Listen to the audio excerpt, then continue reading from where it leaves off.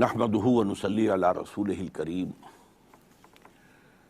اما بعد فاعوذ بالله من الشیطان الرجیم بسم اللہ الرحمن الرحیم رب اشرح لي صدری ویسر لي امری واحلل عقدۃ من لسانی یفقهوا قولی۔ معزز حاضرین، السلام علیکم ورحمۃ اللہ وبرکاتہ۔ آپ حضرات نے مجھے جس موضوع پر گفتگو کی دعوت دی ہے اس کا جو براڈ ٹائٹل ہے clash of civilisations and Pakistan, یعنی ہنٹنگٹن نے جو کتاب لکھی کلیش آف سویلائزیشن، اس کے ضمن میں پاکستان جو ہے وہ کہاں کھڑا ہے، کس جگہ کھڑا ہے، کیا ہمارے لیے پروز ہیں، کیا کونس ہیں۔ پھر اس کے نیچے 10 سب ٹائٹلز بھی ہیں۔ اصل میں میرے لیے آسانی ہو گئی ہے کہ میں انہی کے حوالے سے چند منٹ 5-5 6-6 منٹ ایک کے حوالے سے گفتگو کروں تو بات اچھی رہے گی۔ سب سے پہلا سب ٹائٹل ہے back ground of debate on clash of civilisations, اور نمبر 2 ہے ہسٹری آف ویسٹرن سویلائزیشن۔ ان دونوں کو میں ایک میں جمع کر رہا ہوں۔ ویسٹرن سویلائزیشن ایک غلط اصطلاح ہے، اس لیے کہ ویسٹ میں ایک تہذیب تو وہ ہے جو آج ہے، اور اس کی عمر جو ہے وہ 250-300 برس سے زیادہ نہیں ہے۔ اس سے پہلے ویسٹ میں گریک سویلائزیشن رہ چکی ہے، رومن سویلائزیشن رہ چکی ہے، تو مختلف سویلائزیشن رہی ہیں جو اپنا اپنا وقت ختم کر کے اور پوری ختم ہو گئی۔ تو ہمیں کہنا یہ چاہیے کہ دی پریزنٹ ویسٹرن سویلائزیشن، یہ جو پریزنٹ ویسٹرن سویلائزیشن ہے اس کا بیک گراؤنڈ کیا ہے اور اس کی اساسات کیا ہیں۔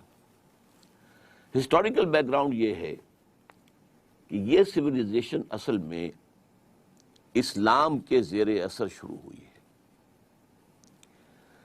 اسلام کے آنے سے پہلے یورپ ڈارک ایجز میں تھا، اور وہ خود مانتے ہیں ڈارک ایجز، یہ اندھیرے کے دن تھے ان کے۔ نہ وہاں سائنس پڑھنے کی اجازت تھی، نہ فلسفہ، دونوں جرم تھے مذہبی اعتبار سے۔ شدید ترین پاپائیت کا نظام، بدترین جس کو کہیں گے جبری اور ڈکٹیٹوریل نظام جو ہے مذہبی، وہ وہاں نافذ تھا۔ کسی کے گھر سے اگر سائنس کی کتاب نکل آئی تو وہ گھر جلا دیا جائے گا۔ کسی کے گھر سے اگر فلسفے کی کتاب نکل آئی، خواہ وہ یورپین فلسفی ہی ہو، گریک فلسفی واز یورپین فلسفی، لیکن اس کا بھی گھر جلا دیا جائے گا۔ یہ حالات تھے۔ ان حالات میں اسلام داخل ہوا ہے یورپ میں، یہ 712 عیسوی 713 عیسوی میں، یعنی یوں سمجھیے کہ 8ویں صدی کے آغاز میں، 8ویں صدی جو عیسوی ہے اس کے آغاز میں، اور وہاں پر پھر اس کی ایک حکومت بہت بڑی قائم ہوئی۔ پورا آئیبیرین پیننسولا، کہنے کو لفظ اسپین جو ہے وہ ایک ملک ہے، بہت بڑا ملک ہے، اور نہ صرف آئیبیرین پیننسولا بلکہ آئیبیرین پیننسولا کو جو استھمس جوڑتا ہے بقیہ یورپ کے ساتھ، وہ پائرینیز ماؤنٹینز ہیں، اور یہ بڑا یعنی مشکل گزرنے والا راستہ ہے، دشوار گزار راستہ ہے۔ اس کو بھی کراس کیا مسلمانوں نے، ہارٹ آف فرانس تک پہنچ گئے۔ البتہ پھر ان کے بعد ایک شکست ہوئی ہے بہت بڑی 732 میں، اور وہاں سے پھر واپسی شروع ہوئی ہے۔ وہ واپسی جو شروع ہوئی ہے پھر اس میں پھر پائرینیز سے گزر کر لیکن اسپین کے اندر قدم جمائے رکھے۔ اسپین کے بڑے حصے میں 500 برس تک حکومت رہی، لیکن ویسے 800 برس تک حکومت شمار ہوتی ہے۔ فال آف گریناڈا اگر آپ لیں گے تو وہ 1492 کا ہے، تو اس سے آپ کو اندازہ ہوگا کہ 800 برس وہاں پر حکومت رہی۔ اچھا، اس میں ایک ہسٹوریکل فیکٹر یہ ہے کہ اسپین کے فتح میں مسلمانوں کی مدد کی تھی یہودیوں نے، اس لیے کہ یہودی شدید پرسیکیوشن کا شکار تھے، شدید، اور سب سے سخت جو ان کے اوپر تعذیب تھی، سب سے سخت پرسیکیوشن وہ اسپین میں تھی۔ اسپین جو ہے وہ بہت گہرا مذہبی ملک تھا، اور آج بھی وہ بہت گہرا مذہبی ملک ہے، اور ہے رومن کیتھولک 100%۔ لیکن یہ ہے کہ اس وقت جو کیفیت تھی، یہودیوں کو وہ ستاتے تھے، مارتے تھے، گیٹوز میں رکھا ہوا تھا، باقی یورپ میں بھی، لیکن سب سے زیادہ شدید معاملہ جو ہے وہ اسپین میں تھا۔ لہٰذا انہوں نے طارق بن زیاد کو راستے دکھائے، ادھر سے جاؤ ادھر آؤ، مدد کی۔ نتیجہ کیا نکلا کہ وہاں کے عرب حکمرانوں نے یہودیوں کو سر پر بٹھا لیا۔ چنانچہ یہ وہ بات ہے کہ جو 1967 جو وار تھی، عرب اسرائیلی وار، اس میں جب یہودیوں کو اسرائیل کو فتح حاصل ہو گئی تو جشن منایا انہوں نے پیرس میں، اور بن گوریون نے وہاں پر تقریر کرتے ہوئے کہا تھا Muslim Spain was the golden era of our diaspora. یہ ڈائسپورا شروع کب ہوا تھا؟ سن 70 عیسوی میں، حضرت عیسیٰ کے رفع سماوی کے 40 برس کے بعد ڈائسپورا شروع ہوا، اس لیے کہ یہودیوں نے رومنز کے خلاف بغاوت کی تھی۔ اس کے نتیجے میں پھر ٹائٹس رومن جنرل نے جو آ کر تباہی مچائی ہے، 1,33,000 یہودی ایک دن میں قتل کیے۔ اس سے آپ اندازہ کیجئے کہ ٹوٹل کتنا ہوگا ایک دن کا، 133,000، اور پھر ان کو نکال دیا، بھاگ جاؤ یہاں سے، اس ملک میں، اس خطے میں تمہارا کوئی وجود نہیں ہوگا۔ اس سے ڈائسپورا شروع ہوا۔ اب جس کا یہاں سیگ سمایا، کوئی یورپ میں چلا گیا، کوئی انڈیا میں آ گیا، کوئی یہ نارتھ افریقن کنٹریز میں اب بھی بیٹھے ہوئے بہت بڑے آرام سے ہیں، بڑے اچھے ٹریڈرز ہیں، ٹرکی میں آ گئے، وہاں پر بھی۔ تو اس طریقے سے یہ پھیلتے چلے گئے، تو یہ ڈائسپورا کہلاتا ہے۔ تو گولڈن ایرا جو ہے وہ ڈائسپورا کا ان کے لیے وہ اسپین ہے۔ اب جو کلچر اور جو تہذیب زبردست ہسپانیہ کے اندر ڈیولپ ہوئی، اور علمی طور پر بڑی بڑی یونیورسٹیز، کارڈووا کی یونیورسٹی، قرطبہ کی، گرناڈا کی، غرناطہ کی یونیورسٹی، ٹولیڈو، یہ یونیورسٹی تولیتلا جس کو کہتے ہیں، یہاں پر یورپ سے بھی نوجوان آتے تھے پڑھنے کے لیے۔ اور جو قریب ترین ملکیں 3 ہیں، پہلے فرانس ہے، پھر جرمنی، اور نیچے جو ہے ٹانگ نیچے نکل جاتی ہے اٹلی کی۔ یہ تینوں ملک جو ہیں ہسپانیہ سے قریب ترین ہیں، وہاں کا نوجوان آتا تھا، اور اسلام نے جو تہذیب دی تھی اس کی بنیادیں کیا تھی؟ توہمات سے نکل آؤ، اپنا موقف قائم کرو علم پر، وَلَا تَقْفُ مَا لَيْسَ لَكَ بِهِ عِلْمٌ إِنَّ السَّمْعَ وَالْبَصَرَ وَالْفُؤَادَ كُلُّ أُولَٰئِكَ كَانَ عَنْهُ مسئولا۔ ہم نے تمہیں آنکھیں دی ہیں، سماعت دی ہے، بصارت دی ہے، دماغ دیا ہے، کمپیوٹر دیا ہوا ہے اس دماغ کے اندر، اس سے کام لو۔ صرف توہمات کے اوپر کوئی عقائد قائم کر لینا اور اپنا موقف بنا لینا جائز نہیں ہے۔ اور اس کو علامہ اقبال نے مانا ہے کہ یہ inner core of the present western civilisation یہ ہے، اینڈ دس از قرآنک۔ ان کی جو مشہور کتاب ہے، لیکچرز جو ہیں 6-7 بلکہ ہیں، وہ the reconstruction of religious thought in Islam, اس کے پریفیس میں وہ لکھتے ہیں the inner core of the present western civilization is Islamic. علم سے کے اوپر معاملہ رکھو، آنکھ کھولو، کان کھولو، دیکھو، سنو، نتیجہ نکالو، اور جو نتیجہ نکلا اسے میموری کے اندر فیڈ کر دو، پھر اور دیکھو اور سنو اور دیکھو اور محسوس کرو اور نتیجے نکالو، پرانی میموری سے اس کو جو ہے ٹیلی کرو اور نتیجہ نکالو، اور پھر دماغ میں رکھو۔ یہ تھا جو انر کور تھا عرب سویلائزیشن کا، اور اس میں فریڈم آف ریلیجن، مذہب کی پوری آزادی، برابر، کوئی تشدد کسی پر نہیں، کوئی پرسیکیوشن نہیں، کسی کے اوپر جبر نہیں۔ پھر وہاں پر مساوات، تمام مسلمان بالکل مساوی، ایک کندھے سے کندھا لگا کر۔ اگر کوئی پہلی صف کے اندر جا کر کوئی غلام بیٹھ گیا ہے تو کوئی بادشاہ بعد میں آیا ہے تو غلام کو اٹھا نہیں سکتا وہاں سے، اسے غلام کے ساتھ جو ہے ایک ہی صف میں کھڑے ہو گئے محمود و ایاز، نہ کوئی بندہ رہا اور نہ کوئی بندہ نواز۔ یہ تہذیب اسلام نے دی تھی۔ اس تہذیب کے اثرات جو ہیں، اب ہوا کیا تھا، جیسے ہمارے نوجوان جاتے ہیں یورپ میں اور امریکہ میں، اکثر و بیشتر پھر وہیں کے ہو کر رہ جاتے ہیں، اور ہمارا جو ہے برین ڈرین ہوا ہے، ٹیلنٹ ہمارا یہاں سے وہاں جا کر جو ہے وہ یوز ہو رہا ہے، اور انہیں سستا جو ہے انسانی مواد مل گیا ہے جس کو وہ استعمال کر رہے ہیں۔ لیکن یہ لوگ آتے تھے، پڑھتے تھے، واپس جاتے تھے۔ اچھا، ان لوگوں کے اندر یہودیوں نے بیٹھ کر عیسائیت سے اپنا انتقام لینے کے لیے جو اسلام کے اصول تھے ان کو مزید ایکسٹینڈ کر کے، مثلا فریڈم، اب ایک فریڈم تو کیا ہے، اسلام کا تصور یہ ہے کہ تم سب فری ہو، اللہ کے بندے ہو، you are all slaves but not to any human being but to Allah. تو آزادی ایک محدود آزادی ہے، آپ کو قرآن و سنت کے دائرے میں رہ کر آزادی حاصل ہوگی، اس سے زیادہ نہیں۔ انہوں نے مادر پدر آزادی کا تصور، لبرلزم کے انجیکشن لگا ہے آزادی، اسی طریقے سے عورت اور مرد کے درمیان مساوات، ان کے حقوق، ان کا ایک بیلنس اسلام نے دیا تھا. انہوں نے اس کو بھی، مساوات کو بھی عورت اور مرد کی بالکل کامل مساوات قرار دے کر اور خاندانی نظام کو تباہ کرنے کا بندوبست کیا. اس طرح سے انہوں نے یہ سویلائزیشن جو ہے رفتہ رفتہ وہاں پھیلی. نتیجہ کیا نکلا؟ کچھ عرصے کے بعد مسلمان تو وہاں سے نکال دیے گئے. 1492 میں یہ ہے فال آف گرناٹا، غرناطہ کا سقوط غرناطہ. مسلمان تو ختم ہو گئے، یہودی اور مسلمان دونوں ختم کر دیے گئے، الا ان کے کہ جنہوں نے عیسائیت قبول کر لی، دل سے کی یا جھوٹ موٹ کو کی، لیکن جو بھی عیسائی ہو گئے وہ بچ گئے، ورنہ کوئی مسلمان نہیں بچا، کوئی یہودی نہیں بچا پورے آئیبیرین پیننسولا میں.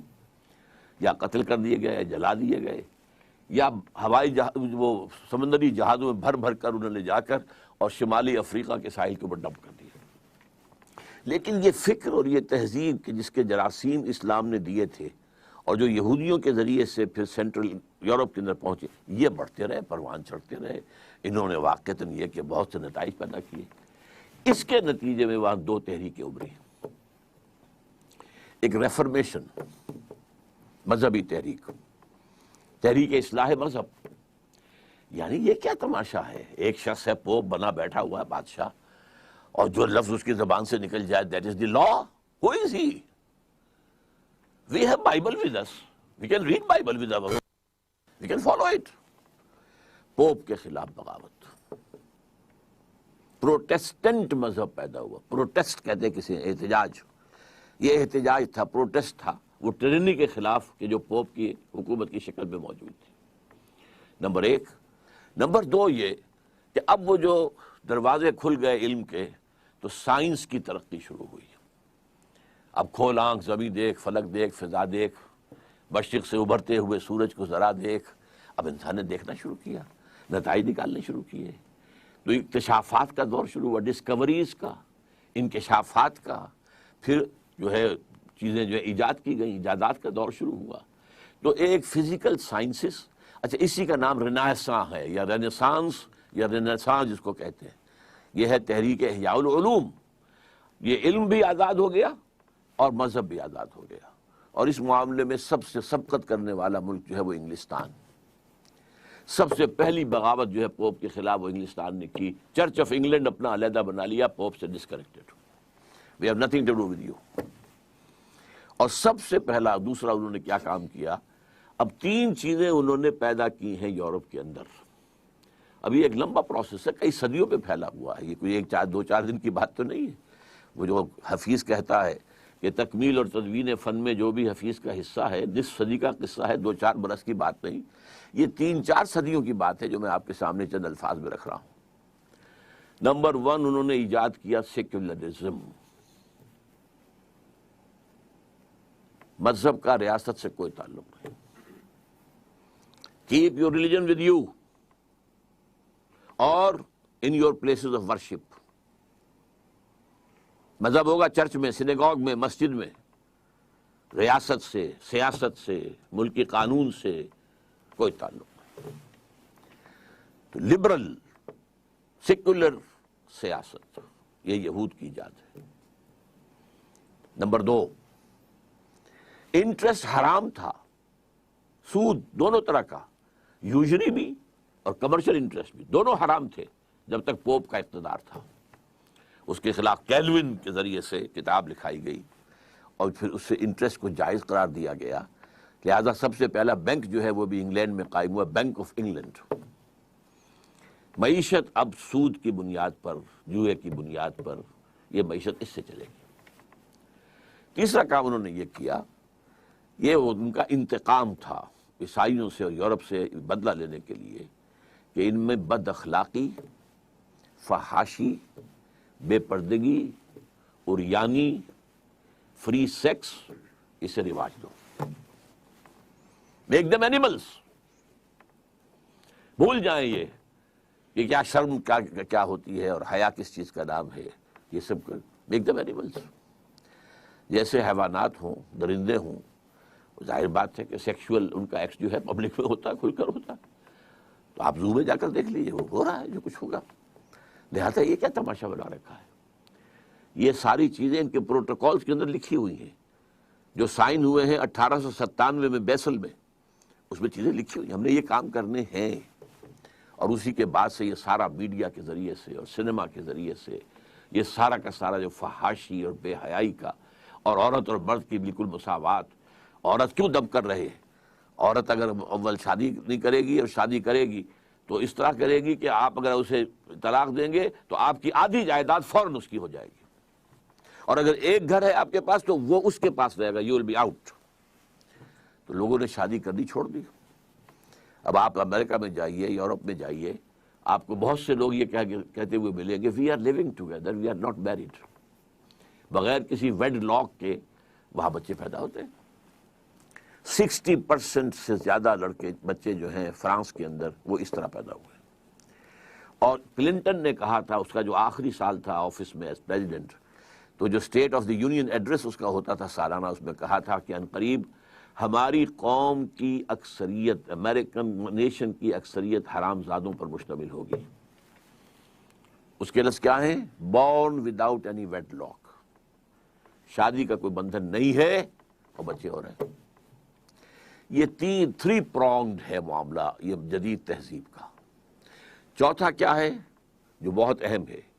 فزیکل سائنسز کا ارتقاء اور ٹیکنالوجی کا ارتقاء۔ ٹیکنالوجی اور فزیکل سائنسز یہ تہذیب کی ڈیفینیشن میں نہیں آتے ہیں، لیکن اس وقت یوں سمجھیے کہ پریزنٹ سویلائزیشن میں 3 ڈائمنشنز تو یہ ہو گئی جو میں نے بتایا۔ سیاست میں سیکولرزم، اور یہ سب سے زیادہ سوٹ کرتا ہے کس کو؟ یہودیوں کو، because they are a very minute minority. وہ کہیں اگر مذہب کا کوئی تعلق ہو، کرسچینٹی کا تعلق ہو اگر ریاست کے ساتھ، تو ان کی کیا حیثیت امریکہ میں ہوگی، کیا حیثیت برطانیہ میں ہوگی؟ جب مذہب کو علیحدہ کر دیا تو وہ برابر کے شہری ہیں، دے آر ایکول سٹیزنز۔ یہودیوں نے پھر اسی سود کے ذریعے سے بینکنگ کا نظام قائم کیا، اور اس میں انہوں نے اتنی بڑی کامیابی حاصل کی کہ وہ یورپ کے ممالک کو آپس میں لڑاتے تھے، اور جب ان دونوں لڑنے والوں ملکوں کو پیسے کی ضرورت ہوتی تھی تو ان کے بینکرز ان کو قرض دیتے تھے، منہ مانگے ریٹس جو ہیں انٹرسٹ کے وہ ان سے لیتے تھے۔ اس طریقے سے سازشیں کر کے جنگیں کرانا، اور جنگ کے دونوں جو ہیں سائڈز ان کو قرض دینا اور پیسہ بنانا ان کے پاس۔ نتیجہ یہ نکلا کہ پچھلی صدی کے اسی زمانے میں، یوں سمجھیے آج ہم 2006 میں بیٹھے ہیں، 1905 میں گئے تھے علامہ اقبال، 1001 سال پہلے، 101 سال پہلے، لیکن انہوں نے وہاں مشاہدہ کر لیا تھا کہ اسی بینکنگ کے نظام کی وجہ سے فرنگ کی رگے جاں پنجے یہود میں ہے۔ دے آر کنٹرولنگ، بینکنگ کے نظام کے ذریعے سے وہ کنٹرول کر رہے ہیں۔ تو تہذیب کے ذریعے سمجھیے بے شرم بے حیا معاشرت، خاندانی نظام کی تباہی، بے خدا بے دین لبرل سیاست، سود اور جوئے پر مبنی آزاد معیشت، اور چوتھی چیز جس کو میں اب اس وقت میرے سامنے مثال آئی ہے، پہلے کبھی نہیں آئی، جیسے فورتھ ڈائمنشن کہتے ہیں۔ یہ جہاں بیٹھے ہیں ایک لمبائی ہے، ایک چوڑائی ہے، ایک اونچائی ہے، یہ 3 ڈائمنشنل اسپیس کا کانسیپٹ ہے۔ لیکن یہ کہ آپ کو معلوم ہے کہ آئنسٹائن نے آ کر جو کانسیپٹ دیا، time is the 4th dimension space, and that is the most important, visible نہیں ہے، it's the 4th dimension space. اسی طرح اس تہذیب کے جو 4th ڈائمنشن ہے وہ فزیکل سائنسز اور ٹیکنالوجی ہے۔ یہ ہے موجودہ، اب چونکہ اس یہ سائنس سے اور ٹیکنالوجی سے قوت بڑھ گئی تو یہ پھر نکلے، یورپ سے جو نکلے ہیں ادھر گئے تو امریکہ کو فتح کیا، امریکہ کے جو وہاں کے رہنے والے لوگ تھے ان کا تقریباً نام و نشان مٹا دیا، اس لیے کہ وہ ذرا مہذب نہیں تھے، وحشی تھے، اور وحشی لوگ غلام ہونا پسند نہیں کرتے، مرنا پسند کرتے ہیں، لہذا انہوں نے اپنی تباہی جو ہے قبول کر لی، غلامی قبول نہیں کی۔ لیکن اس کے بعد ان کا جو آیا ہے سیلاب، 1492 میں فال آف اسپین ہوا ہے، فال آف گرینڈا، 1498 میں واسکو ڈی گاما نے راستہ تلاش کر لیا round the good Cape of Good Hope, اور پورا مشرقی ایشیا جو ہے یہ یورپین طاقتوں کے، اب وہ نئے اسلحہ کے ساتھ آئے تھے، بارود کا استعمال یہاں کون جانتا تھا، گنز کس کے پاس تھی، لہذا وہ فتح کرتے چلے گئے، اور پوری دنیا میں وہ تہذیب جو ہے پھیل گئی۔ اور اس تہذیب کے پھیلنے میں جہاں اس کا بھی دخل ہے کہ اٹھنے والی قوموں کے اندر کوئی اچھے اوصاف ہوتے ہیں، ہارڈ ورکنگ ہوتے ہیں، زبان کے پکے ہوتے ہیں، تو نئی نئی ابھرتی ہوئی قومیں تھیں، ان کے اندر یہ باتیں تھیں۔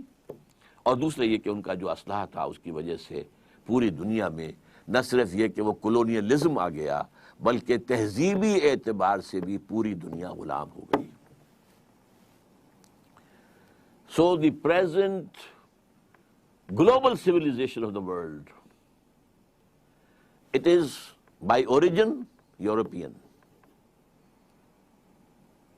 but today it is global. اس میں تین چیزیں تو ان کی گلوبل ہو چکی ہیں، تین میں سے دو۔ سیکولرزم، یہ سکہ چل رہا ہے ہر جگہ پر پوری دنیا میں،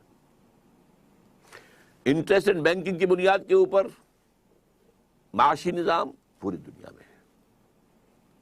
البتہ تیسرا معاملہ جو ہے تہذیبی، جس کو اگر نیرو سینس میں تہذیب کا لفظ استعمال کیا جائے، جو خاندانی نظام ہے، شرم اور حیا ہے، شادی کا بندھن ہے، اس کا تقدس ہے، والدین کی خدمت ہے، ان کا ادب ہے، بڑھاپے میں ان کی خدمت کرنا، یہ ساری چیزیں جو ہے، یہ تیسری چیز جو ہے اس کے خلاف اب ان کی پوری طاقت لگی ہوئی ہے کہ مسلم ورلڈ میں سے ان تمام چیزوں کو بھی ختم کر دیں، واش آف کر دیں، تاکہ جیسے ہم ہیں ویسے ہی وہ ہو جائے۔ چنانچہ پہلے کائرو کانفرنس ہوئی تھی، ویمن لب کانفرنس، 5 سال کے بعد بیجنگ کانفرنس ہوئی، پھر بیجنگ +5 کانفرنس ہوئی جا کر نیو یارک میں یونائٹڈ نیشنز جنرل اسمبلی کے تحت، اور اس کا سب کا ایجنڈا کیا تھا اور کیا ان کی سفارشات ہیں؟ عورت اور مرد بالکل یکساں، نمبر 1، انہیریٹنس میں بھی اور شہادت میں بھی۔ عورت اگر اپنا جسم بیچتی ہے تو اس سے آپ برا نہیں کہہ سکتے، پروسٹیٹیوشن کوئی برائی نہیں ہے، بلکہ پروسٹیٹیوشن کا لفظ بھی اپنی لغت سے نکال دو، انہیں کہو سیکس ورکرز۔ جیسے ایک مزدور اپنی مسل پاور استعمال کرتا ہے، کسی چلا رہا ہے یا ہل چلا رہا ہے، ایسے انہوں نے اپنے جسم کا ایک حصہ استعمال کیا ہے اور پیسے لیے ہیں، تو what blame? They are sex workers, not prostitutes۔ پھر ہومو سیکشولیٹی، اس کو بھی ایک نارمل انکلینیشن مانا جائے، یہ نہیں ہے کہ فطرت سے کوئی فرار ہے اور فطرت سے کوئی دور، نہیں، نارمل ہے۔ اچھا، عورت اول تو شادی کرے گی نہیں کرے گی تو گھر کا کام کاج کرنے کی وہ پابند نہیں ہے، اگر کرے گی تو ویج لے گی اپنے شوہر سے، اگر گھر کا کوئی کام کرے گی۔ اور یہ بھی بچے پیدا کرنا بھی کوئی اس کا فرض نہیں ہے، اگر وہ حمل اور ولادت کے سختیوں سے گزرے گی تو بھی ویجز لے گی مرد سے۔ یہ ایجنڈا دنیا کو دیا گیا ہے بیجنگ +5 کانفرنس یونائٹڈ نیشنز کی جنرل اسمبلی کے تحت۔ تو یہ ہے پریزنٹ سویلائزیشن، اور اس کا جو اثر ہے عالم اسلام پر، کہ دو چیزیں تو پوری طور پر، ایک تو یہ کہ ٹیکنالوجی تو چھائی گئی، لیکن یہ کہ تہذیب کے عناصر میں سے دو پورے طور پر پورے عالم اسلام میں ہے، پورے دنیا میں بھی ہے۔ تیسرا البتہ جو ہے اس میں ابھی کچھ ہم تھوڑا بہت ریلیکسٹنس شو کر رہے ہیں، لیکن billions and billions of dollars جو ہیں وہ NGOs کو جو دیے جا رہے ہیں وہ اسی کام کے لیے دیے جا رہے ہیں۔ تیسرا سوال آپ کا جو ہے میرا خیال ہے کہ میں نے کور کر لیا ہے، values and institutions of western civilisation. Values بھی سامنے آ گئیں، انسٹیٹیوشنز بھی سامنے آ گئیں۔ سب سے بڑا انسٹیٹیوشن پارلیمنٹ، سب سے بڑا انسٹیٹیوشن بینک، باقی یہ ہے کہ جو بھی ایک فری سیکس، یہ ان کے انسٹیٹیوشنز ہیں۔ Why did Western civilization become so powerful؟ اس کا جواب بھی میں دے چکا ہوں۔ نمبر 1، ایک تو یہ کہ ان کے پاس جو ٹیکنیکل طاقت تھی اس کا مقابلہ کرنے والے دنیا میں کوئی تھے ہی نہیں۔ There was no match۔ Number 2 یہ کہ یہ ذرا نیسنٹ ہیومن پوٹینشل تھا، اور یہ ایک فلسفہ ہے ہسٹری کا، فلسفی آف ہسٹری، کہ ایک قوم اٹھتی ہے، پوری قوت کو پہنچتی ہے، جوان ہوتی ہے، پھر ادھیڑ ہوتی ہے، اور پھر بوڑھی ہو جاتی ہے، پھر مر جاتی ہے۔ یہ قومیں ابھری، یہ اپنے ان ڈارک ایجز سے نکل کر آئیں، جو وحشت کا دور تھا اور وحشیانہ جو انداز ان کا تھا اس سے نکل کر آئیں۔ تو ان کے اندر ایک طاقت تھی، نیسنٹ پوٹینشل جس کو میں کہہ رہا ہوں۔ یہ اسپینگلر کا ویو ہے جو میں نے ابھی آپ کو بتایا ہے کہ نیشنز اینڈ سویلائزیشنز وہ پیدا ہوتی ہیں، پھر بچپنا لڑکپن آتا ہے، پھر اس کے بعد جوانی آتی ہے، اس کے بعد ادھیڑ عمر آتی ہے، اس کے بعد وہ بوڑھی ہو کر مر جاتی ہے۔ تو یہ تہذیب ابھی ویسے اپنی جوانی سے گزر آئی ہے، یہ اگر کھڑی ہے تو ٹیکنالوجی کے بل پر کھڑی ہے، اپنی تہذیب کے بل پر نہیں، اپنی طاقت ٹیکنالوجی، جو کچھ ہتھیار نیا میدان میں لے آتے ہیں۔ آپ کو معلوم ہے کہ افغانستان میں روس کو بھگانے والا، ویسے تو کہنے کو ہم کہہ دیتے ہیں اور صحیح بھی ہے کہ جو جذبہ شہادت تھا یہ افغانوں کے اندر، اور وہ غلام رہنا نہیں جانتے تھے، لہذا انہوں نے جانیں دے کر، لیکن پھر یہ کہ ان کو یوز کیا امریکہ نے، ہتھیار بے پناہ، ڈالرز ٹرنک کے ٹرنک بھرے ہوئے آتے تھے، ان میں سے اس بہتی گنگا میں ہمارے جرنیلوں نے بھی ہاتھ دھوئے ہیں اور کروڑوں اربوں جو ڈالر ہے کمائے ہیں، اور بڑے بڑے ان کے بیٹے جو ہیں بڑے جو ہیں وہ انڈسٹریلسٹ بن کر آ گئے ہیں۔ کہاں سے آ گئے، کہاں سے پیسہ آ گیا؟ یہ جرنیل تو کبھی سائیکلوں پر گھوما کرتے تھے۔ بہرحال اس میں آخری فیصلہ کن ہتھیار کون سا تھا؟ Stinger missile. روس بھاگا ہے صرف سٹنگر میزائل کی وجہ سے۔ یہ میزائل کیا ہے؟ ہیلی کاپٹر آیا، گن شپ ہیلی کاپٹر سب سے بڑا ہتھیار تھا رشیا کا، اور اسے بچنے کی کوئی شکل نہیں تھی۔ ایسے بھی وہ بم لے آیا تھا کہ اگر جو بم آ کر پھٹے گا پہاڑ کے اوپر لگے گا، وہ پھٹے گا نہیں بلکہ اس کا برما چلنا شروع ہو جائے گا، اور وہ اس کو کھودتے ہوئے اندر پہنچ جائے گا، جہاں جا کر خلا آئے گا تب پھٹے گا، یعنی جہاں غاروں میں چھپے ہوئے ہوتے تھے افغان مجاہدین وہاں جا کر پھٹے گا۔ یہ ہتھیار روس کے پاس تھا، لیکن سٹنگر میزائل اس کا علاج ہی کوئی نہیں، وہ تو پیچھا کرتا تھا۔ یہ نہیں کہ آپ نے میزائل پھینکا ہے، لگ گیا تو لگ گیا، نہیں گیا تو گیا، نہیں، بلکہ وہ جائے گا، وہ ہیٹ کے ساتھ ساتھ جدھر جدھر وہ جہاز جا رہا ہے یا جدھر جدھر ہیلی کاپٹر جا رہا ہے وہ جائے گا، جا کے ٹریٹ کرے گا، اسے بھاگا۔ آپ کو معلوم ہے کہ فرسٹ گلف وار کے اندر جو نیا ہتھیار لے کر آیا تھا امریکہ، ایک تو یہ کہ اس کے جو جائنٹ بامبرز تھے، جو جہاز آئے تھے، اور جس طرح اس نے وہاں ان کی ساری کی ساری کمیونیکیشن کو جیم کیا، یہ سب ٹیکنالوجی تھی نا۔ لیکن وہ اسکڈ میزائل لے کر بیٹھا ہوا تھا صدام حسین، اس کا خیال تھا کہ میرے پاس بڑی طاقت ہے، میں یہاں سے تل ابیب کو اڑا سکتا ہوں۔ اسکڈ میزائل کا توڑ امریکہ لا کر اس نے دے دیا اسرائیل کو، جو اس کو کہتے ہیں پیٹریوٹ میزائلز، کہ اگر کوئی میزائل آ رہا ہوگا تو یہ راستے ہی میں اس سے ٹکرائے گا اور ہوا ہی میں وہ دونوں میزائل جو ہے ایکسپلوڈ ہو جائیں گے۔ اسکڈ میزائل کا علاج نکال دیا۔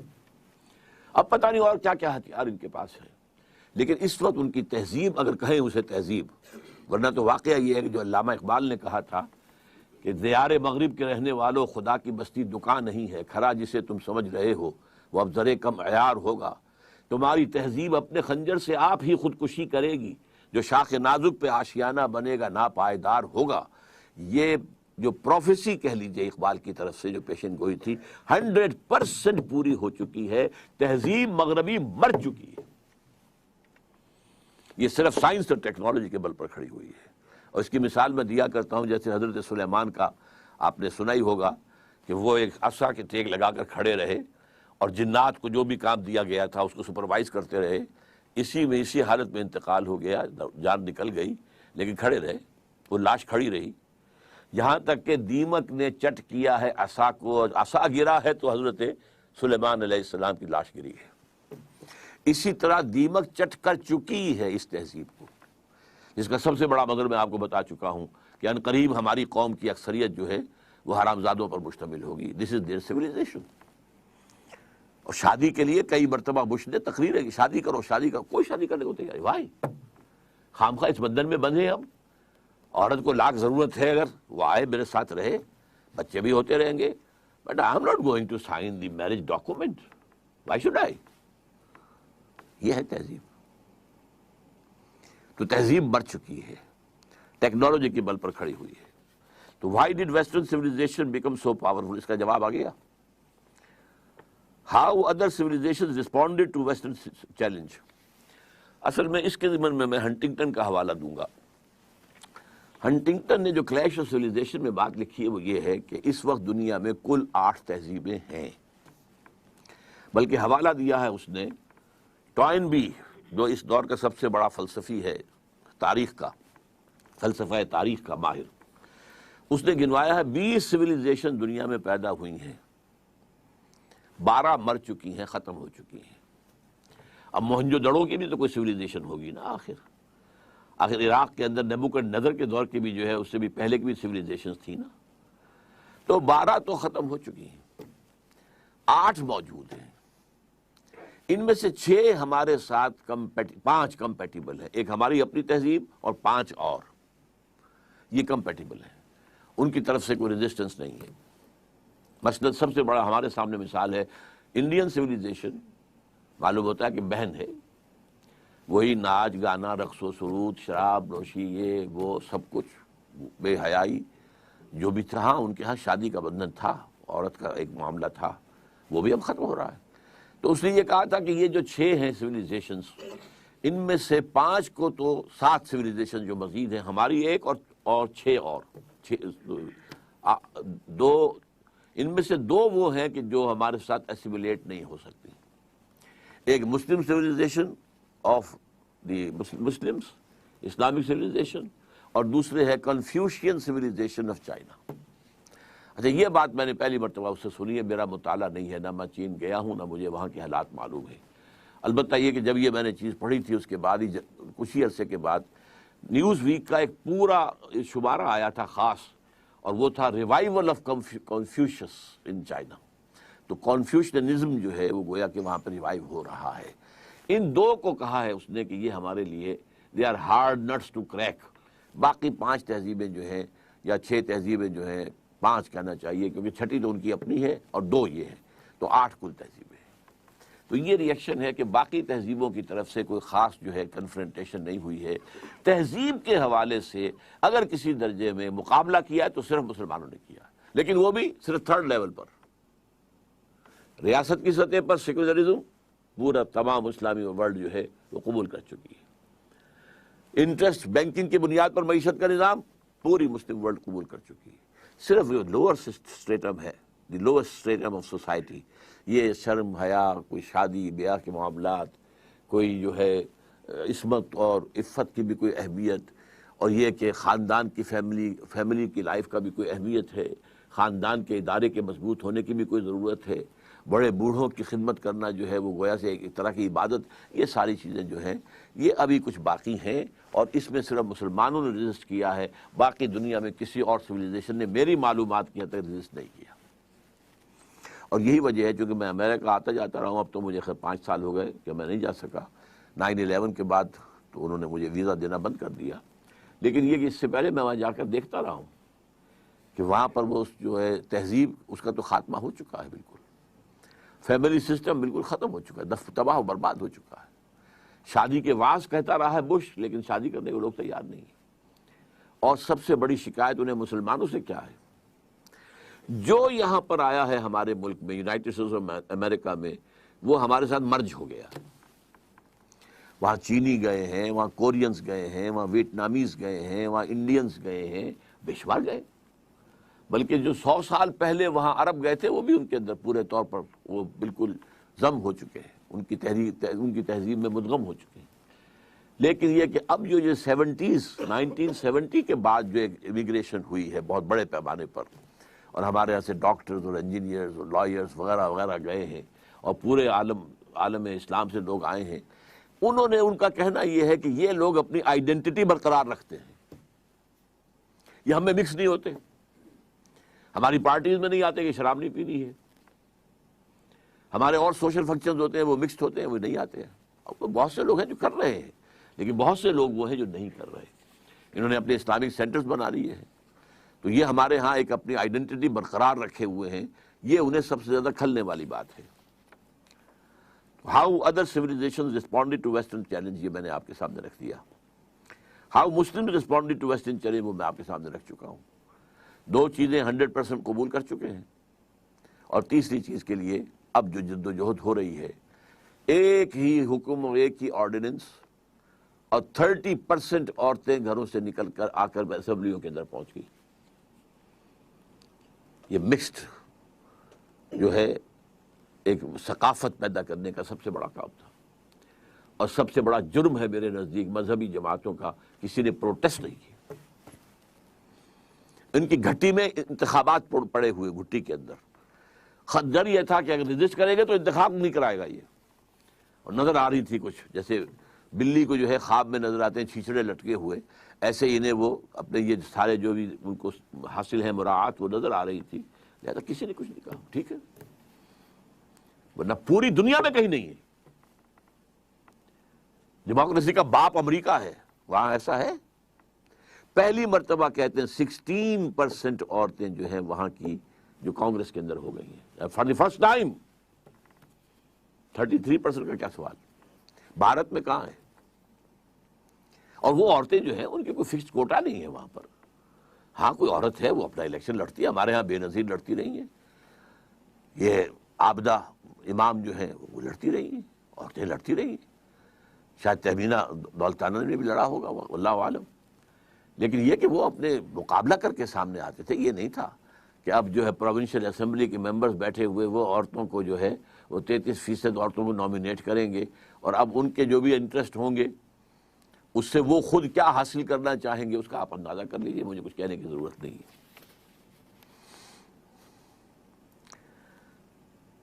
Why have Muslims failed in their response to the West? ہماری فیلیور کا سب سے بڑا سبب یہ ہے، میں ایک تو بیان کروں گا وہ اسپینگلر کا پوائنٹ آف ویو. تہذیبیں اور قومیں اٹھتی ہیں، اپنے عروج کو پہنچتی ہیں، پھر گرتی ہیں، پھر ختم ہو جاتی ہیں. 12 تہذیبیں ٹوائنبی کے نزدیک ختم ہو چکی ہیں. ہمارا بھی معاملہ یہ تھا کہ ہمارا ایک اوپر کی جو موومنٹ تھی، اپر موومنٹ، وہ عربوں کی زیر قیادت تھی. عرب قوم، nascent potential from the desert area, فطرت کے مقاصد کی کرتا ہے نگہبانی، یا بندہ صحرائی یا مرد کوہستانی، بندہ صحرائی. اس کے بعد کیا ہوا؟ اسلام تو خلافت راشدہ کے بعد سے ڈکلائن شروع ہو گیا، اب ملوکیت آ گئی، وہ اسلام کا نظام شورائی جو ہے حکومت کی سطح پر ختم ہو گیا. لیکن عرب بڑھتے گئے بڑھتے گئے بڑھتے گئے بڑھتے گئے، پھر بوڑھے ہو گئے، پھر مر گئے. ان کی موت کے لیے 2 چیزیں ذہن میں رکھیے. پہلے کروسیڈرز نے آ کر ان کی جو ہے پٹائی کی، لاکھوں کو قتل کیا ہے. یہ جب 1099 میں یروشلم فتح کیا ہے کروسیڈرز نے، تو جتنا قتل عام ہوا ہے کہ گھوڑوں کے گھٹنوں تک خون کی ندیاں بہہ رہی تھیں یروشلم کی گلیوں کے اندر. اور یہ لکھنے والے ویسٹرن جو ہیں آتھرز ہیں، انہوں نے شرم کے ساتھ سر جیسے معلوم ہوتا ہے کہ نیچے کیا ہوا ہے، اور شرما کر بات لکھ رہے ہیں، حقیقت کو لکھا ضرور ہے انہوں نے. اور اس کے بعد تاتاریوں کے ہاتھوں آئے اور کروڑوں مسلمان قتل ہوئے. Not lakhs, note it, literally کروڑوں.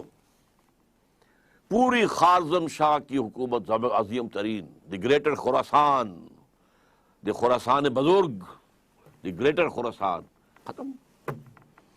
ایسا بھی کیا ہے کہ ایک شہر کی ساری آبادی کو قتل کیا اور ان کے دھڑ تو پھینک دیے، صرف سر جو ہے سرے ایک جگہ جمع کیے، ایک پہاڑی کی شکل دی ان کو، اس کے اوپر تخت جمایا گیا اور کسی تاتاری وحشی سردار نے اس تخت پہ بیٹھ کے شراب پی. This happened in the 13th century of Christian era. 1258 میں فال آف بغداد کے ساتھ عرب قوم کی موت واقع ہو گئی. قومیں رہتی ہیں، اس کے بعد ان کے لیے قیادت نہیں تھی. اس کے بعد سے مسلم ورلڈ کی، مسلم امہ کی قیادت عربوں کے ہاتھ میں نہیں ہے. ہاں اللہ کی طرف سے یہ معجزہ ہو گیا، جنہوں نے کروڑوں مسلمانوں کو قتل کیا تھا وہ خود اسلام لے آئے. ہے آیا فتنہ تاتار کے افسانے سے، پاسباں مل گئے کعبے کو صنم خانے سے. اس کے بعد 4 عظیم ترین مملکتیں جو بنی ہیں انڈیا میں، کون تھے یہ؟ خاص طور پر مغل، ترکان تیموری، یہ ترک تھے. ایران میں ترکان صفوی، دی صفوید ٹرکس، پھر دی سلجوق ٹرکس، مڈل ایسٹ کے اندر سلجوقی، اور اناطولیہ سے جو ایشیا مائنر سے شروع ہو کر جو نکلے ہیں پھر آٹومان ٹرکس. تو آپ کو معلوم ہے کہ یورپ کا مشرقی حصہ پورا فتح کیا. ویانا کی سیج تک گئے ہیں، وہاں سے واپسی شروع ہوئی ہے.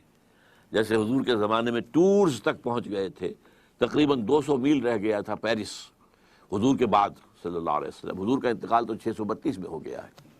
اس کے بعد جو ہے 732 میں وہ شکست ہوئی ہے وہاں پر. اسی طرح ویانا کا جب اٹھانا پڑا ہے محاصرہ تو وہاں سے بیکورڈ موومنٹ شروع ہوئی ہے.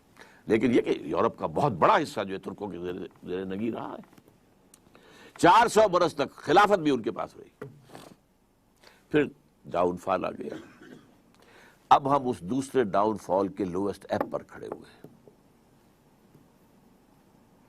اور یہ لوئسٹ ایب شروع ہوا ہے 1924 سے. 1924 میں خلافت ختم، صرف ایک سمبل تھا، a symbol of Muslim unity, ختم. اور سن 14 سے 18 تک کی جو جنگ تھی اس کے نتیجے میں great Ottoman empire just vanished from the surface of the earth, اور at least I can say from the map of the world. زمین تو ختم نہیں ہوا کرتی نا، لیکن یہ کہ بھارت آٹومان امپائر کہاں تھی یہ آج کوئی بھی نہیں بتا سکتا. کہاں بتائیے ذرا نقشے کے اندر کہاں تھی؟ ختم. حصے بکھرے ہو گئے عالم اسلام کے. بغاوت کروائی تھی ترکوں کے خلاف عربوں سے. کرنل لارنس، اس نے جو بغاوت کروائی ہے، یہ جو شاہ بیٹھا ہوا حسین کا اس کا پردادا جو تھا اس نے بغاوت کی تھی اور ترکوں کو ذبح کیا تھا، ترکوں کو قتل کیا تھا. حرم شریف میں قتل کیا ہے ترکوں کو، اس لیے کہ قلعہ موجود تھا. جو لوگ، اب تو وہ ختم ہو گیا قلعہ، جو لوگ کچھ عرصے پہلے گئے ہیں وہاں پر تو پہاڑی جو ہے باب عبدالعزیز کے سامنے وہاں پہاڑی نظر آتی ہے، اور پہاڑی کے اوپر ترکوں کا قلعہ ابھی تک موجود تھا. وہ وہاں موجود تھے، توپیں موجود تھیں، وہ توپیں چلا سکتے تھے، لیکن انہوں نے خانہ کعبہ کو نقصان پہنچانا گوارا نہیں کیا. ان کی نگاہوں کے سامنے ترک جو ہے فوجی وہاں پر ذبح کیے جاتے تھے. اور وعدہ کیا تھا؟ ہم تمہیں آزادی دیں گے. ترکوں کے غلام کیوں ہو گئے ہو؟ آزادی کیا دی؟ سب حصے بکھرے کر لیے. عراق انگریزوں کے پاس رہے گا، مصر انگریزوں کے پاس رہے گا، شام فرانسیسیوں کے پاس رہے گا، فلسطین کا بھی مینڈیٹ انگریزوں کے پاس رہے گا، لیبیا اطالویوں کے پاس رہے گا، الجزائر فرانس کے پاس رہے گا، وغیرہ وغیرہ، موریٹانیہ اسپین کے پاس رہے گا، وغیرہ وغیرہ. تو یہ لوئسٹ ایب تھا. تو ہم اس اعتبار سے اس وقت تاریخی پہلو سے وہ اپنے دو عروج دیکھنے کے بعد، پہلا عروج under the leadership of the Arabs, دوسرا عروج under the leadership of the tricks. اب یہ دونوں نیچے زمین پر پڑے ہوئے ہیں. ایک تو یہ ہے جو حقیقت ہے جس کو سمجھنا چاہیے، اور دوسرے یہ کہ ہمارا اصل سبب کیا ہے. اسے میں کہوں گا ایمان کی کمزوری. مغرب کا فلسفہ جب ہمارے سر پر آ کر سوار ہو گیا تو اس سے ہمارے ایمان کی جڑیں کھد گئی. مسلمان تو ہم رہ گئے، مومن نہیں رہے. وہ جو پرسنل کنوکشن ہوتی، یقین، جس کو اقبال کہتا ہے یقین پیدا کرے ناداں یقین سے ہاتھ آتی ہے، وہ درویشی کے جس کے سامنے جھکتی ہے فغفوری. یقین نہیں رہا. یقین کہاں ہے؟ We have only a racial creed. یہ ہمارا ایک نسلی عقیدہ ہے جو والدین سے ہمیں منتقل ہو گیا ہے. We are Muslims only because we were born of Muslim parents, that's all. Do we really believe in Allah? Do we really believe He is all powerful? Do we really believe He is present everywhere? Do we really believe in the life hereafter? That it is the real life and it is the eternal life. Do we believe? جانبداری نہ کیجیے، اپنے گریبانوں میں جھانکیے. اور یہ تو آپ لوگ وہ ہیں جن کا ایک دینی ذوق ہے، مزاج ہے، آپ سوچ رکھتے ہیں، آپ چل کر آئے ہیں یہاں. آپ لوگوں کا کیا حال ہے؟ چاہے وہ جدید تعلیم یافتہ لوگ ہیں، چاہے وہ عوام الناس ہیں. ایمان کہاں ہے؟ اور ایمان کیوں ختم ہوا یہ بھی نوٹ کر لیجئے. اس کی تشخیص کی تھی 20ویں صدی عیسوی کے مفکر اعظم قرآن سے دوری. قرآن کو بند کر دو، انہیں علم کلام میں الجھا دو، انہیں تصوف میں مگن کر دو، مست رکھو ذکر و فکر صبح گاہی میں اسے. قرآن کو بند کر لو، ورنہ قرآن میں تو یہ پڑھیں گے تو ملوکیت کے خلاف بات سامنے آئے گی، بادشاہت کے خلاف، سرمایہ داری کے خلاف. لہذا اس کو بند کر دو. اول تو یہ کہ عربی زبان جو ہے وہ ایران نے آ کر بیریئر لگا دیا کہ عربی رک گئی۔ یہ بھی ایک تاریخی حقیقت سے نوٹ کر لیجئے۔ عربین پیننسولا یوں چلتا ہے، نیچے سے چوڑا ہے، اوپر سے تنگ ہے، ادھر سے خلیج فارس آ رہی ہے اور ادھر سے بحر قلزم آ رہا ہے۔ اچھا، اس کے اوپر جو ہے تاج بڑا رکھا ہوا ہے، وہ بھی عرب ورلڈ ہے، عراق عرب اور شام عرب، اور اس کو کہتے ہیں الجزیرہ۔ یہ جزیرہ نما عرب جو ہے الجزیرہ ہے۔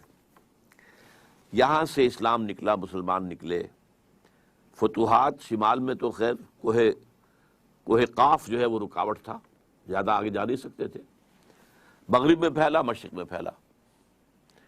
فتوحات تو دونوں طرف یکساں ہوئیں، لیکن کلچرل وکٹری جو ہے وہ ایسٹ میں حاصل نہیں ہو سکی، صرف ویسٹ میں ہوئی۔ چونکہ شمالی افریقہ جو ہے بیرن تھا، وہاں کوئی کلچر تھا ہی نہیں، وہاں کوئی تہذیب تھی ہی نہیں، نہ کوئی فلسفہ تھا، نہ کوئی ادب تھا، لہذا ویکوم تھا۔ اس ویکوم کو عربی نے آ کر کیپچر کیا، اور آج پورے شمالی افریقہ کی زبان عربی ہے۔ کیسے ہو گئی؟ That was due to that vacuum of culture۔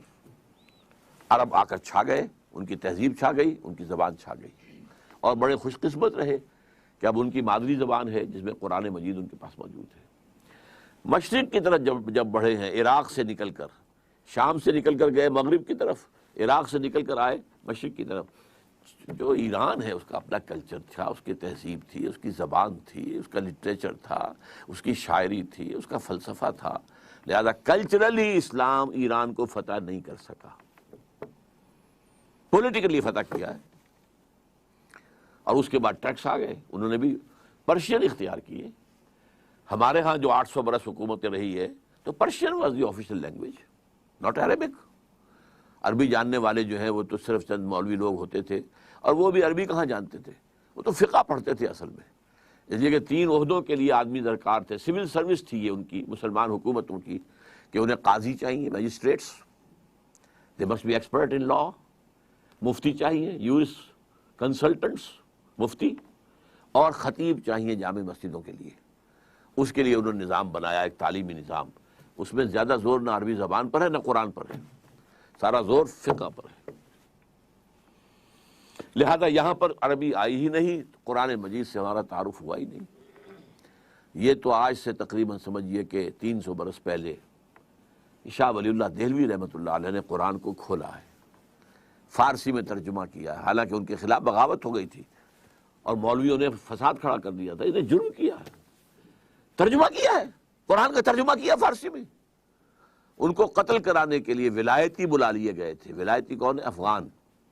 ایک دوسرا چونکہ ملک تھا نا، یہ ولایت تھا، یہ افغانستان جو ہے یہ ولایت تھا۔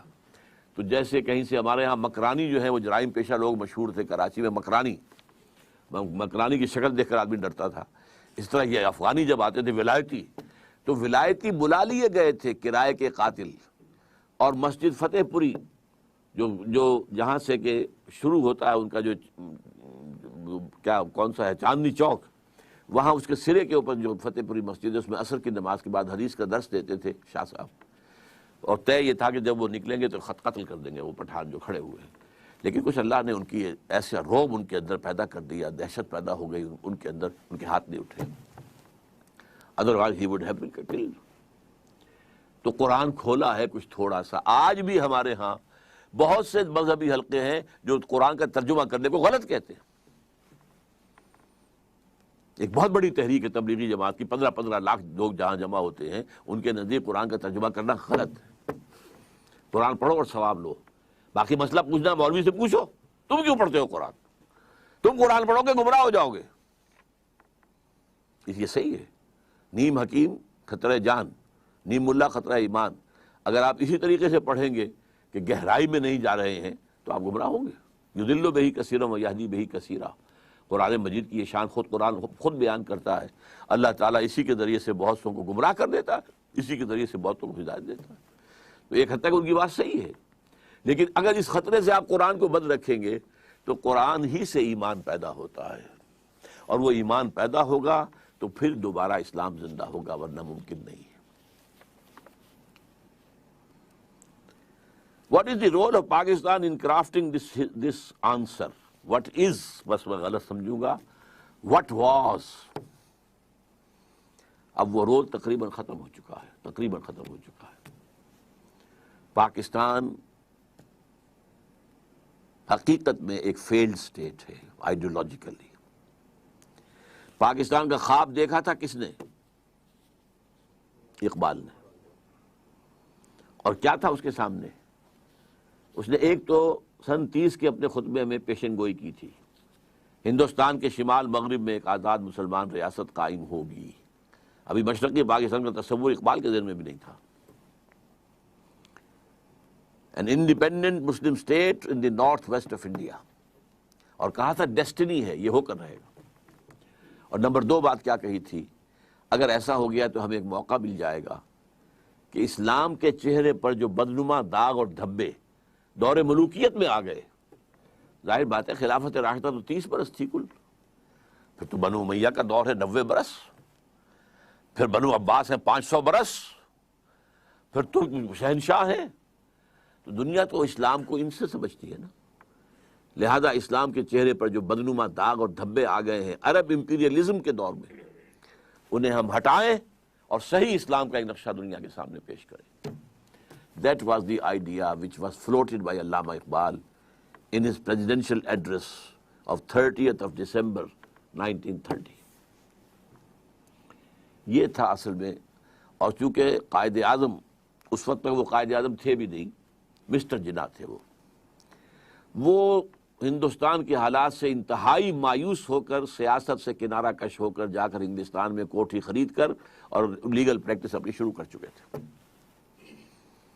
ورنہ انہوں نے انتہائی کوشش کی تھی کہ ہندو کسی طریقے سے کسی ایسے فارمولے پر ایگری کر جائیں جس سے مسلمانوں کو تحفظ مل سکے آزادی کے بعد، ان کا تشخص برقرار رہے، ان کے سیاسی، معاشرتی، دینی، لسانی حقوق جو ہیں وہ قائم رہے.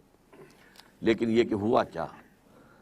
اگرچہ ہندوؤں نے خطاب دیا، ہی از دی ایمبیسڈر آف پیس، یہ سفیر اتحاد ہے محمد علی جناح، لیکن محمد علی جناح پھر مایوس ہو کر جا کر بیٹھے ہیں.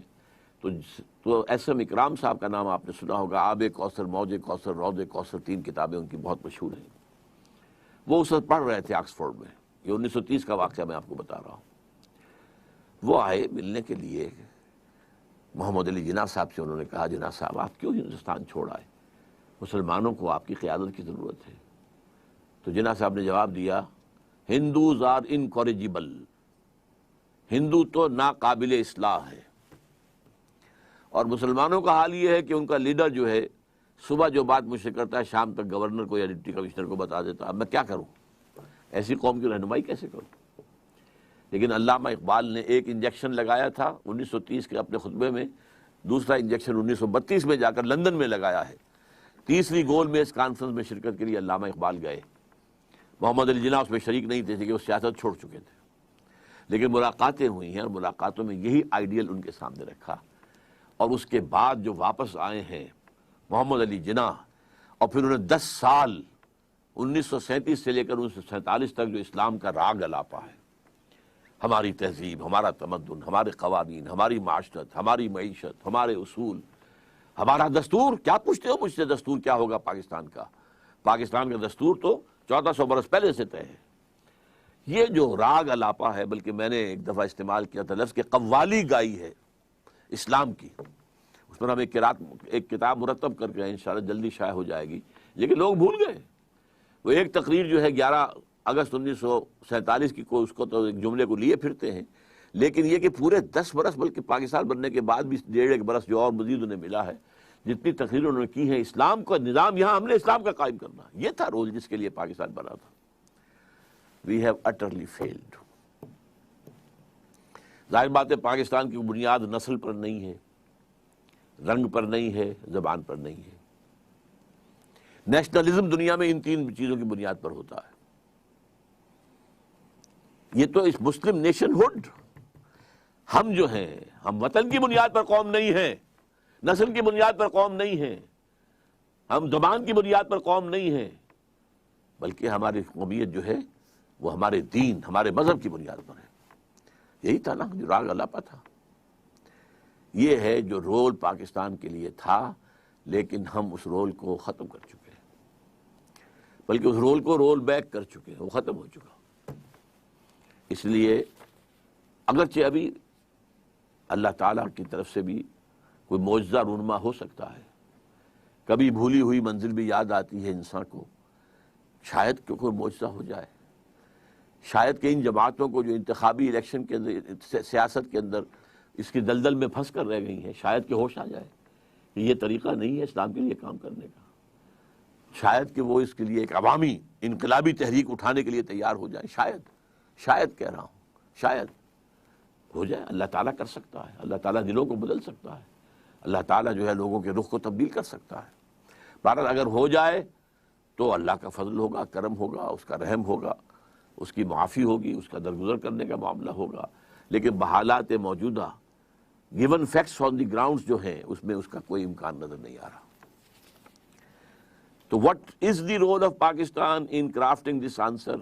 تو میں اس کا جواب دے رہا ہوں what was the role of Pakistan، جو کہ ہم تقریباً کھو چکے ہیں۔ یہی وجہ ہے کہ اب قوم نہیں رہی، قومیتوں میں تقسیم ہو چکے ہیں۔ اگر پاکستانی مسلمان ایک قوم ہوتے تو کالا باغ ڈیم کبھی کا بن چکا ہوتا۔ They are not one nation۔ Sindhi کسی شکل میں مر جائیں گے، جانے دے دیں گے، لیکن کبھی گوارا نہیں کریں گے، برداشت نہیں کریں گے، نام سننے کو تیار نہیں، کوئی دلیل سننے کو تیار نہیں۔ ہمارا یہ کمانڈو پریزیڈنٹ جو ہے، اس نے بڑی جرت سے کام لیا تھا، سندھ میں جا کے جلسے کیے، سندھ میں جا کے لوگوں سے گفتگویں کی، ڈائلاگ کیے، سب کچھ کیا، اور کہتا بنے گا، لازماً بنے گا، لازماً بنے گا، لیکن دین he had to retrace his steps۔ اب کہاں ہے، کہاں ذکر ہے؟ کہتے ہیں 2016 تک ہم کالا باغ ڈیم سمیت سب ڈیم بنا لیں گے، لیکن کہاں، کوئی امکان ہی نہیں ہے۔ اور 2016 تک پاکستان پہنچتا بھی ہے کہ نہیں، ورنہ رینڈ کارپوریشن اور دوسرے تھنک ٹینکس جو ہیں وہ تو سمجھتے ہیں کہ 2012 کے بعد پاکستان کا وجود نہیں ہوگا، یا میکسیمم 2020 تک، 2020، اس کے بعد پاکستان کے نام سے کوئی ملک دنیا میں نہیں ہوگا۔ اس سے پہلے بلکنائزیشن کی پیشن گوئی ہے کہ 6 حصوں میں پاکستان تقسیم ہو چکے گا۔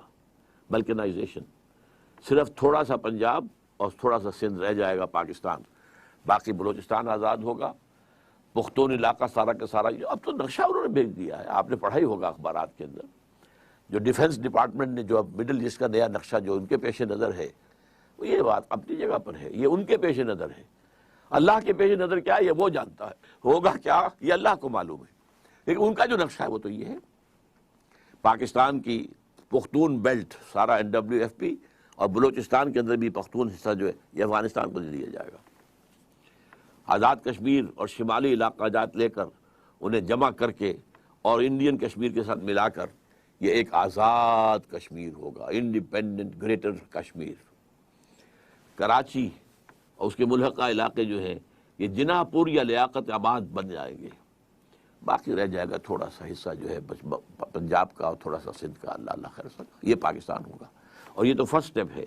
سیکنڈ سٹیپ یہ ہوگی کہ اس کا بھی وجود نہیں رہے گا، نام و نشان دنیا کے نقشے سے مٹ جائے گا، جیسے کہ پچھلی صدی کے آغاز میں آٹومان امپائر کا نام و نشان مٹ گیا، اور پچھلی صدی کے آخر میں USSR کا نام و نشان مٹ گیا۔ تو اسی طریقے سے ہو سکتا ہے اس ملک کا بھی ہو جائے، واللہ عالم، لیکن ہمیں اللہ کی جناب میں توبہ کرنی چاہیے اور اپنی اس منزل کو دوبارہ مستحضر کر کے اور کوئی عوامی اور انقلابی تحریک شروع کرنی چاہیے۔ What is the significance of ideology of Pakistan, یہ میں بیان کر چکا ہوں۔ آئیڈیالوجی کیا تھی؟ وہ یہ تھی، کس لیے ملک لیا، کس لیے لاکھوں جانیں جو ہے وہ تلف کروائیں، لاکھوں کی تعداد میں قتل ہوئے، not in thousands, lakhs۔ ہزارہا مسلمان عورتیں ریپ ہوئیں یا وہیں پر رہ گئیں، روک لیا گیا ان کو۔ اور mid 50s جو تھی، 1950s کے درمیان میں انڈیا کا اور پاکستان کا ایک معاہدہ ہو گیا تھا کہ یہ جو ایبڈکٹڈ ویمن ہیں، جو انڈین پنجاب کے اندر مسلمان ہیں اور جو پاکستانی پنجاب ہے اس میں ہندو اور سکھ ہیں، ان کی بازیابی کی جائے اور انہیں واپس کروایا جائے، مسلمانوں کو لایا جائے ویسٹ پنجاب، اور جو ہندو اور سکھ عورتیں ادھر رہ گئی ہیں یا رکھ لی گئی ہیں انہیں وہاں پہ بھیجا جائے۔ تو اس ٹیم کے اندر کام کرنے والے ایک شخص نے مجھے بتایا تھا، میں اس وقت میڈیکل کالج میں طالب علم تھا، کہ بہت سی مسلمان عورتوں نے ہمارے ساتھ آنے سے انکار کر دیا، اور کیسی عمدہ باتیں انہوں نے کہی ہیں. انہوں نے نمبر 1 تو یہ کہا اب آئے ہو ہمیں لینے کے لیے، جبکہ یہاں ہمارے 2 3 بچے ہو چکے ہیں. عورت کے لیے تو بچہ اس کی جان ہے.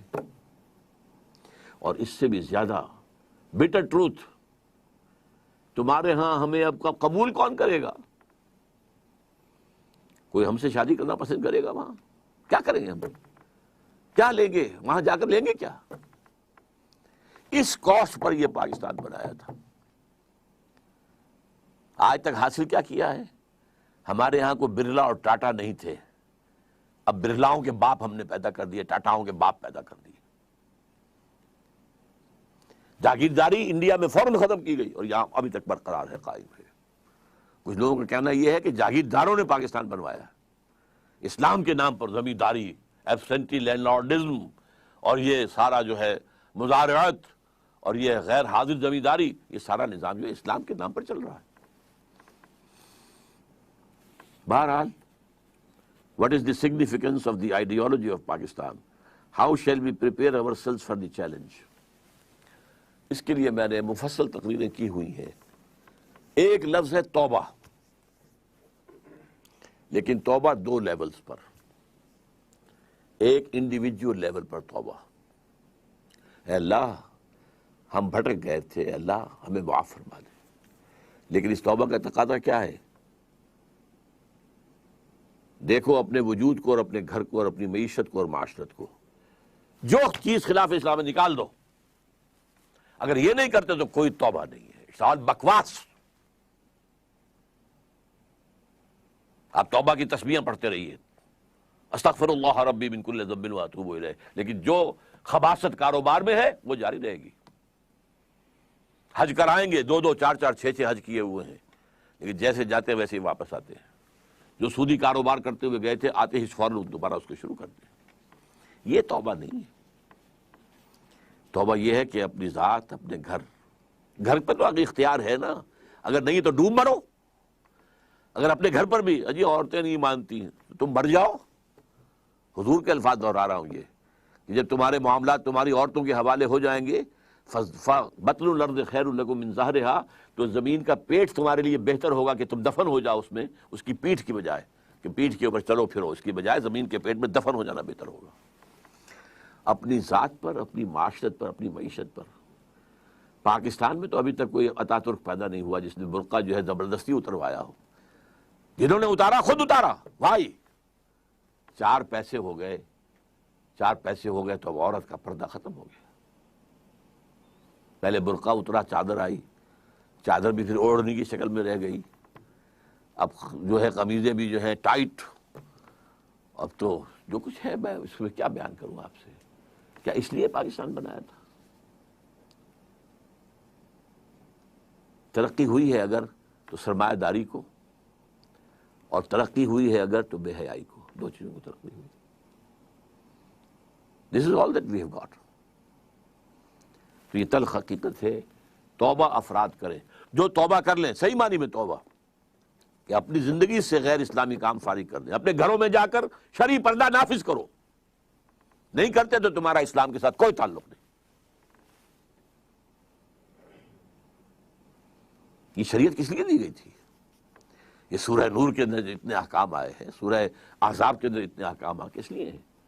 تلاوت کرو اور ثواب لے لو. اللہ اللہ خیر صلی اللہ. یہ بینک سے سارا معاملہ کر کے آپ کاروبار چلا رہے ہیں، اپنا بڑھا رہے ہیں، کیا حرام نہیں ہے؟ ہمارے رگ و پے کے اندر حرام شرائط کیے ہوئے. تو پہلی بات کیا ہوگی؟ توبہ. لیکن توبہ اس عمل کے ساتھ توبہ، اور پھر باہم جڑ جائیں، کسی ایک شخص سے بیعت کریں جس پر اعتماد ہو، جس کے اخلاق پر، جس کے کردار پر، جس کی سیرت پر، جس کی دیانت پر، جس کی سنسیریٹی پر اعتماد ہو. بیعت کریں، جو تم حکم دو گے کریں گے. ہاں شریعت کے خلاف کوئی حکم دو گے تو نہیں مانیں گے. Within the parameters of the شریعہ جو بھی آپ حکم دیں گے ہم کام کریں گے. مشورے دیں گے ہم، لیکن مشورہ رہے گا. یہ نہیں ہے کہ ہم کہیں کہ صاحب ہماری گنتی زیادہ ہے، ہماری بات چلے گی، آپ کون ہوتے ہیں امیر صاحب، آپ گھر بیٹھے. نہیں، یہ مغربی جمہوریت ہے، یہ اسلامی جمہوریت نہیں ہے. یہ تو ہے عوام کے کرنے کا کام کہ ایک انقلابی جدوجہد کے لیے انقلابی جماعت بنائے. ہم نے اللہ کے فضل سے بنائی ہے، نیو رکھتی ہے، بنیادیں ہیں، اب کچھ تھوڑی تھوڑی تعمیر بھی اوپر ہو رہی ہے. لیکن یہ کہ اب آپ کے سامنے یہ بات پہلی مرتبہ رکھ رہا ہوں، تو آپ اگر چاہیں تو تنظیم اسلامی کے بارے میں لٹریچر جو ہے وہ حاصل کیجئے، پڑھیے، اس کے لوگوں کے ساتھ ملیے، اس کے قریب جائیے، ان کے قائدین کے قریب جائیے، دیکھیے کہ سنسیریٹی کی خوشبو آتی ہے کہ نہیں آتی. اور دوسری توبہ حکومت کی سطح پر، وہ توبہ کیا؟ پاکستان کا دستور منافقت کا پلندہ ہے، اس میں سے منافقت نکال کر باہر کر دیں. منافق کون ہوتا ہے؟ For all legal purposes he is a Muslim, but in reality he is kafir. All legal constitutional تقاضے اسلام کے ہمارے دستور میں پورے ہیں. محض ایک قرارداد مقاصد کے ساتھ بھی اگر یہ لکھ دیا جائے کہ this will take precedence over the whole of the constitution، تقاضا پورا ہو جائے. اس کے بعد یہ ہے کہ دفعہ 27 ہے، no legislation will be made repugnant to the Quran and the Sunnah. لیکن اس کو ٹائی اپ کر دیا گیا ہے council of Islamic ideology CII اس کے ساتھ. Ideology, council of Islamic ideology, کہ یہ اب دیکھتے رہیں گے، یہ مشورہ دیتے رہیں گے. اس سے آگے دستور کچھ نہیں کہتا کہ ان کے مشوروں کا کیا ہوگا، وہ کہیں پارلیمنٹ میں پیش ہوں گے بھی کہ نہیں ہوں گے. چنانچہ ان کے اوپر اربوں روپیہ خرچ ہوا ہے، بڑی بڑی تنخواہیں ہوتی ہیں جو بیٹھے ہوئے ہیں CII کے اندر، اور اس کے ان کے جو DA ہوتے ہیں، ان کو بڑے 5 اسٹار ہوٹلز میں وہ ٹھہرتے ہیں. ان کی جو رپورٹیں آتی ہیں، سفارشات آتی ہیں، وہ جا کر الماریوں میں ڈمپ ہو جاتی ہیں. کوئی اس کو آج تک کوئی جو ہے سفارش ان کی اسمبلی میں پیش تک نہیں ہوئی.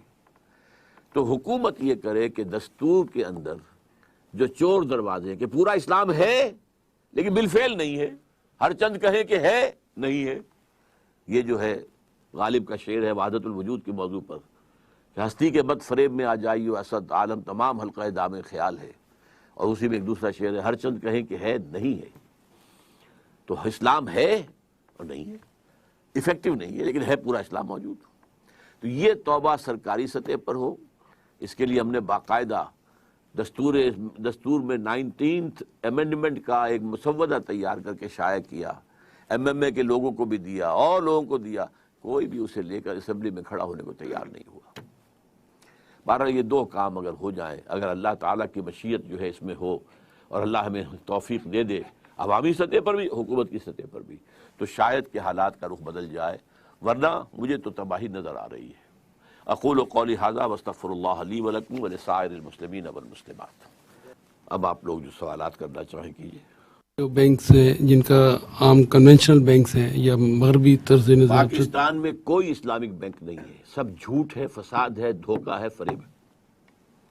سود کے اوپر لیبل بدل دیا گیا ہے. میزان بینک کا دعویٰ ہے کہ ربا فری ہے. میں تو اپنی بات کر رہا ہوں نا، آپ اس وقت مجھ سے سوال کر رہے ہیں، میں جواب دے رہا ہوں. جی، یہ گلاس اگر نقد پر لیتے ہو تو 10 روپے کا ہے، 1 مہینے کے بعد پیسے دو گے تو 11 روپے کا ہے. واٹ از دس 1 روپی؟ بتائیے نا. ٹھیک ہے جی. نہیں، 1 روپیہ اس پہ وہ چارج کر رہے ہیں. کیا چارج کیا ہے؟ وہ ان کا دعویٰ تو ہے کہ پروفٹ ہے. یہ پہلے سے طے شدہ پروفٹ ہی کا نام سود ہے. کوئی بینک نہیں، سب یہ دھوکہ ہے، فریب ہے. یا وہ میزان ہو، الفلاح ہو، کوئی بھی ہو. جی ڈاکٹر صاحب، لوگ کہتے ہیں کہ مذہب کے نام پہ 2 مملکتیں وجود میں آئیں دنیا میں، ایک اسرائیل اور ایک Pakistan. How come Israel has gone so far and Pakistan is coming down and down؟ اس کی کیا وجہ ہے بیسک آپ کے نزدیک؟ بہت عمدہ سوال ہے آپ کا. اصل میں پہلا سٹیٹمنٹ ہی غلط ہے. مذہب کے نام پر صرف ایک مملکت وجود میں آئی اور وہ پاکستان ہے. اسرائیل مذہب کے نام پر نہیں قائم ہوا، وہ ایک ریشیل، بنی اسرائیل ایک نسلی عصبیت ہے، وہ ریشیسٹ گورنمنٹ ہے، ریشیسٹ اسٹیٹ ہے. وہاں پر بھی کوئی انہوں نے آ کر شریعت موسوی نافذ نہیں کی، نہیں، جیسے ہمارا حال ہے ویسے ان کا ہے. لیکن ریشیل ان کے درمیان جو ہے اتحاد وہ بہت مضبوط ہے، اس کے بل پر وہ چل رہے ہیں. اور نمبر 2، وہ چونکہ اعلی کار بن گئے امریکہ کا، یا امریکہ اعلی کار بن گیا ان کا، اٹ گوز بوتھ ویز. لہذا وہ ورلڈ جو سول سپریم پاور آن ارتھ ہے وہ سپورٹ کر رہی ہے. پاکستان بھی اب تک اگر بچا تھا تو وہ امریکہ کی سپورٹ سے ہی بچا تھا.